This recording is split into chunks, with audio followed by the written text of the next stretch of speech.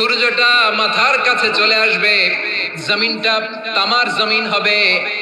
আজকের জমিনের মতো নয়।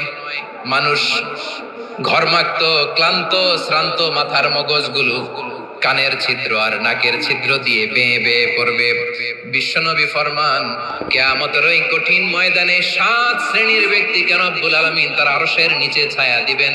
তার মধ্যে প্রথম শ্রেণীর ব্যক্তি হলো ইমামুন আদিল, যে ইনসাফের সাথে বিচার করে, যে জাস্টিস সমাজে সার্ভ করে, যে সুশাসন নিশ্চিত করে, ওই ইমামুন আদিল। আদিল শব্দটা বুঝছেন না? ইন্নাল্লাহা ইয়া'মুরু বিল আদল।